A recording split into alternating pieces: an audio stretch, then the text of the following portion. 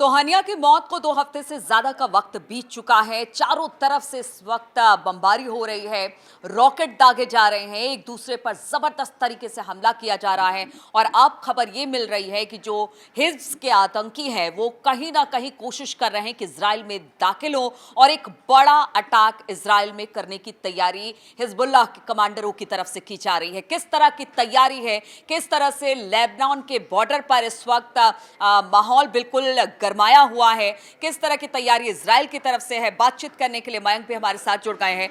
मयंक, कहा जा रहा है कि अब तक का सबसे बड़ा ग्राउंड अटैक हिजबुल्लाह की तरफ से होने वाला है, इसे लेकर क्या जानकारी, साथ ही अपडेट क्या है इस पूरे मामले को लेकर? देखिए नीलू, ये इजराइल और हिजबुल्लाह के बीच में जो एक जंग चल रही है, इसे हम अब इसे जंग ही कहेंगे, क्योंकि जिस तरह से अटैक हो रहे हैं ये जंग की तरह ही हो चुका है।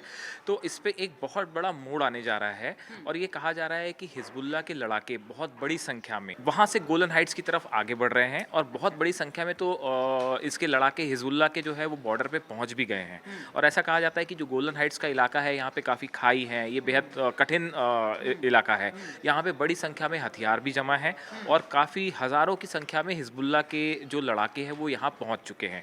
अब अंदेशा ये जताया जा रहा है कि ऐसा प्लान बनाया गया है कि हिजबुल्लाह के जो लड़ाके हैं वो इजराइल में ग्राउंड अटैक करना चाहते हैं। जैसा हमने देखा था पिछले साल अक्टूबर में, जिस तरह हमास के जो है लोग अंदर घुस गए थे इजराइल की सीमा में और 1200 करीब लोगों की हत्या हो गई थी इजराइल में।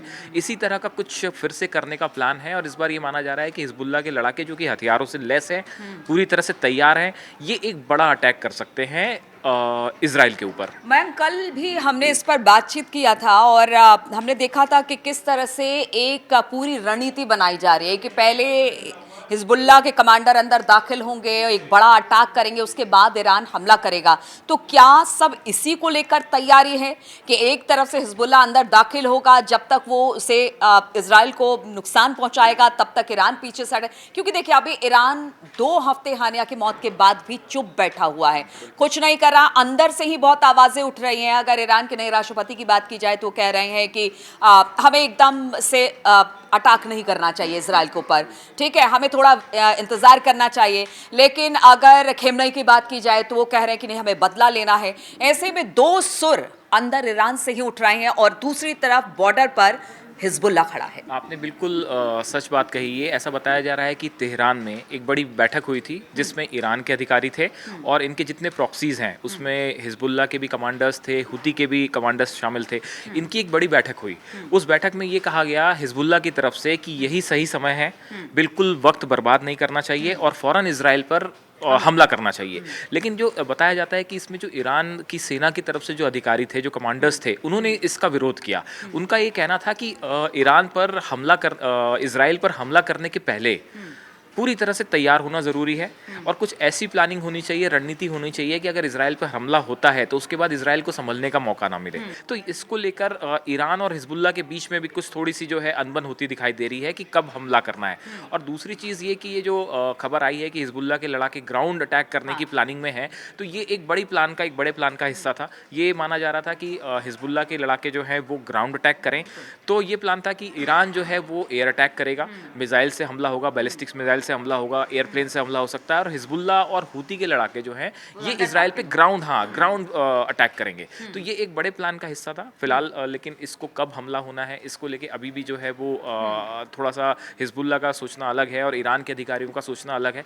लेकिन इसी बीच इजराइल की तरफ से गाजा में एक बार फिर जबरदस्त हमले हुए हैं और खासकर जो फिलिस्तीन के कई इलाके हैं इस पे IDF ने, जो इजराइल की फोर्स है, उसने जबरदस्त बमबारी की है और कई ठिकाने जो है वो तबाह कर दिए गए हैं। तो गाजा के ऊपर इजराइल के हमले बदस्तूर जारी हैं।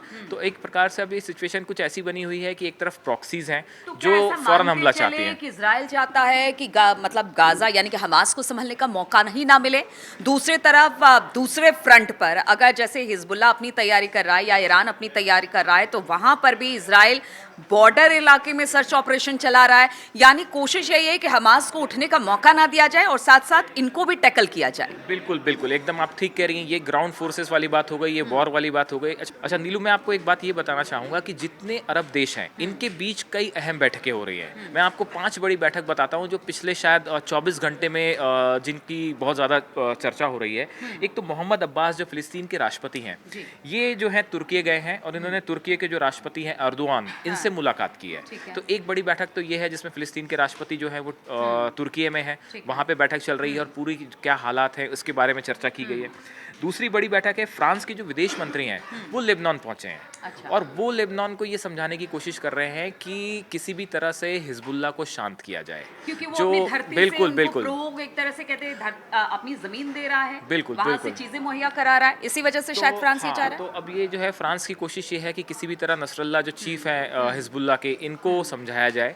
और एक जो बड़ा वॉर है, क्योंकि हर सबको ये अंदेशा है कि अगर यहाँ पे कोई वॉर होता है तो ये बहुत बड़ा रूप ले सकता है और इससे भयंकर तबाही होगी। तो एक तरफ जो है वो फ्रांस की कोशिश है कि हिजबुल्लाह को कुछ शांत किया जाए।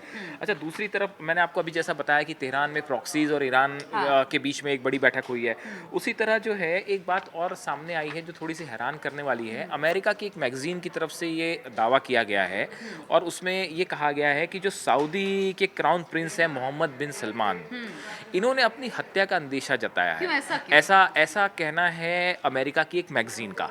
इस मैगजीन में दावा किया गया है कि जो प्रिंस मोहम्मद बिन सलमान है, ये इजराइल के साथ एक बड़ा समझौता करना चाह रहे हैं।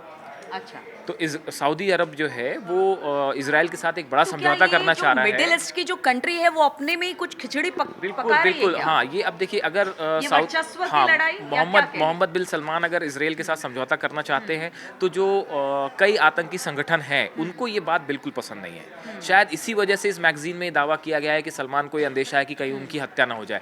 तो अगर आप देखें नीलू, पूरा अरब वर्ल्ड जो है इस समय ऐसा लगता है जैसे एक शतरंज की बिसात बिछी हुई है। हर दिन यहाँ पे एक नई चाल चली जाती है, हर रोज एक खबर आती है कि ग्राउंड अटैक हो रहा है और कैसे स्ट्रैटेजीज है हमले की, और दूसरी तरफ बैठकों का दौर भी जारी है। क्योंकि ये बात न सिर्फ ईरान समझ रहा है, हिजबुल्लाह समझ रहा है, बल्कि इजराइल, अमेरिका, रूस, चीन और जितनी अरब कंट्रीज हैं, चाहे तुर्की हो, लेबनान हो, सब समझ रहा है। सब समझ रहे हैं कि अगर एक बार यहाँ युद्ध शुरू होता है तो उसका स्केल शायद यूक्रेन और रूस का जो युद्ध था इससे भी कहीं ज्यादा बड़ा होगा। इससे जो तबाही होगी वो बहुत बहुत ज्यादा होगी। रूस और यूक्रेन था, लेकिन इसमें तो पूरा मिडिल ईस्ट, साथ ही साथ रूस, चाइना, अमेरिका सभी हैं इसमें शामिल। और देखिए, ये जो जिस जोन की हम बात कर रहे हैं, यहाँ पे जो है सबसे अहम बात ये है कि वर्ल्ड का ऑयल बहुत बड़ी सप्लाई लाइन जो है वो यहीं से होती है। अगर यहाँ किसी भी तरह का युद्ध होता है तो इसका पूरा वर्ल्ड पे बहुत ज़बरदस्त असर होगा, पूरी विश्व की अर्थव्यवस्था पे इसका असर होगा। तो यहाँ पे जो एक कहते हैं कि डिप्लोमेटिकली, हाँ, कि जिस तरह से इराक पर अमेरिका ने हमला किया था, इराक पूरा तबाह हो गया था। अगर इस तरह से युद्ध छिड़ता है मयंक, तो वो जो मिडिल ईस्ट के जो छोटी छोटी कंट्रीज हैं जो कि सबसे ज़्यादा तेल निर्यात करते हैं पूरे वर्ल्ड में, वो तो निस्ते नाबूद हो जाएंगे, एक तरह से कहा जा सकता है। इसी वजह से चिंता और भी ज़्यादा बढ़ जाती है देश और दुनिया के लिए। बिल्कुल। देखिए, ये जितनी कंट्रीज हैं ना, इनके बीच में एक डेफिसिट ऑफ ट्रस्ट बहुत ज़्यादा बढ़ गया है। मतलब कोई भी एक दूसरे पे विश्वास करने को राजी नहीं है। ईरान कुछ कह रहा है, यहाँ तक कि अब तो हालात ऐसे हो गए हैं कि ईरान के प्रॉक्सीज जो हैं वो भी उनके बीच में भी जो है मतभेद सामने आने लगे हैं। तो बाकी कंट्रीज का तो बात ही छोड़ दीजिए। तो दूसरा, एक तरफ जो पीस प्रोसेस है या सीज फायर की कोशिश है, ये फिलहाल जो है वो इस डेफिसिट ऑफ ट्रस्ट के बीच में उलझ कर रह गई है और कोई किसी पे विश्वास करने को राजी नहीं है। और ये माना जा रहा है कि मान लो ऐसा लगता है कि बस आज की रात जो है वो आखिरी रात है। तो अब कुल मिला के हालात ऐसे हैं कि देखिए, दोनों पक्ष जो है वो पूरी तरह से तैयार रहना चाहते हैं। अमेरिका ने किसी मोर्चे पे पीछे नहीं है, तैयारी अपनी अपनी तरफ से मुकम्मल है, बीच का रास्ता भी निकाला जा रहा है। उसकी जो आप कह रहे हो ना, उसकी बड़ी वजह ये है कि हर कंट्री ये समझ रही है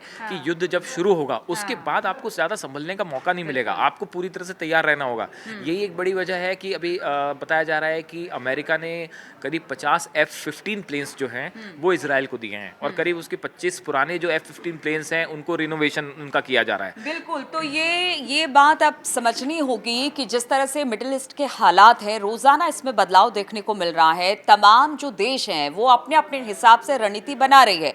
कभी कोई किसी के साथ मिलता है, कभी कोई किसी के साथ मिलता है। युद्ध की स्थिति तो पहले से बनी हुई है, लेकिन कोशिश ये की जा रही है कि शांति भी बनाई यहाँ पर रखी जाए। अगर कोई बीच का रास्ता निकलता है तो उससे युद्ध को थामा जा सकता है। और ये भी है कि अगर अमेरिका और इजराइल मिलते हैं और अगर ईरान अपनी तरफ से हमला करता है तो फिर इजराइल और अमेरिका मिलकर बड़ा हमला कर सकते हैं। तो ये सारी स्थितियां बन रही है जिस पर लगातार हमारी नजर बनी हुई है। आप बने रहिए हमारे साथ।